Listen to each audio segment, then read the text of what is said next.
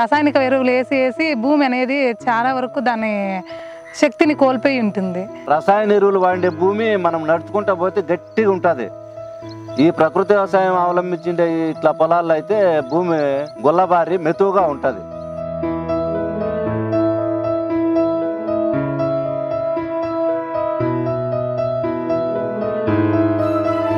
ఈ వ్యవసాయంలో ఈ సంఘాల్లో ఆడాపులు ఈడ తీసుకొచ్చేది ఈ పురుగు మందులకి దేనిలకే ఖర్చు పెట్టడం. ఈ వర్షాలు దెబ్బిచ్చిన వల్ల పంట పోవడం.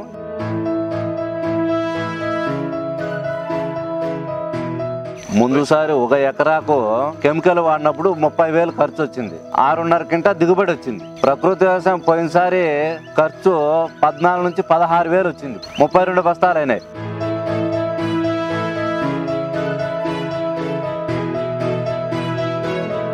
ప్రకృతి వ్యవసాయంలోకి మారి మేము 5 సంవత్సరాలు అయింది.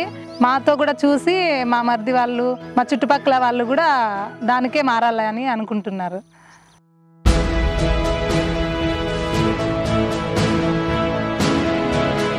రసాయనిక ఎరువుల్లో పండించేటప్పుడు ఒక 10 రోజులు వర్షం రాకపోయిందంటే చెట్లు అప్పుడే అవి ఎర్రగా వచ్చేసేది సార్. దాంట్లో ఒక్కొక్క 10కి వచ్చి 2-3 రోజులు దిగుతాయి.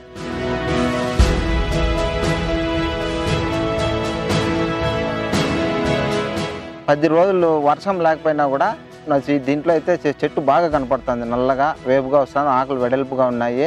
ఊడలన్నీ ఒకేసారి వచ్చేసినాయి దీంట్లో.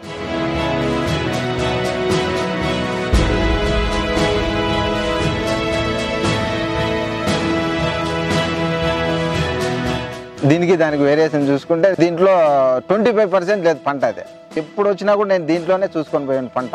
ఇంకైతే నా జీవితంలో వేరే విధానంలో పంట పెట్టకూడదు అనుకున్నాను నేనైతే.